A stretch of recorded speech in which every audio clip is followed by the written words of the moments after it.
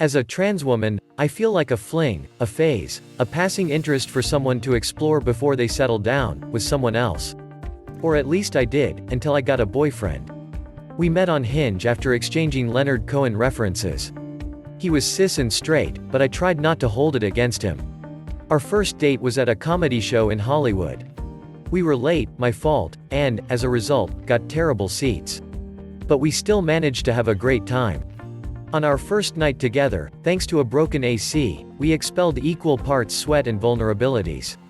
From then on our courtship was slow but easy. My boyfriend was sweet. My boyfriend was hysterical. My boyfriend always told me how much he loved me.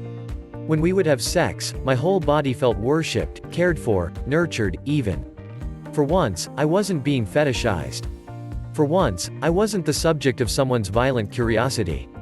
For once, my identity wasn't the forefront of every discussion. He never expected me to teach him anything, but was always willing to learn. When COVID-19 hit, my boyfriend lost his job working at an escape room in Los Angeles. He hated the gig, but getting laid off was the first moment that the virus felt serious to us. We tried our best to ignore it. He tried to use the time to have fun and forget. We gorged on takeout, tried role-play sex and watched comedies.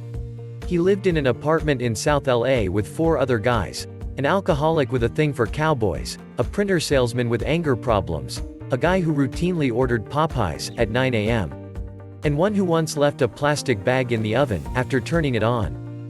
My boyfriend was a fresh college grad at the time, the rent for his room was cheap, and they all seemed nice enough. 2 weeks after losing his job, my boyfriend's roommates revealed it wasn't working out, and signed a new lease without him. As I shrieked and hollered, my boyfriend brushed it off. "They all suck anyway," he said. But I grew concerned. He had no job, no family close by, in one of the most expensive cities in the country.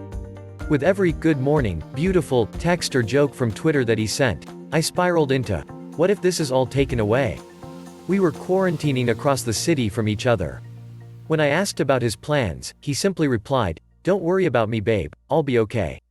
My anxiety and his nonchalance worked against each other. I decided I would not pester. Instead, I tried to convince myself that if he left, that if I were alone again, I could handle it. For as long as I can remember, showers and bathtubs have always made me uncomfortable. I grew up covering my genitals when I bathed, just so I wouldn't have to look at them.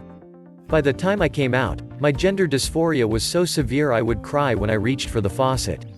My internalized transphobia made me view my body as a pair of socks you get for Christmas. A bad thing you have no use for, that you'll hide later.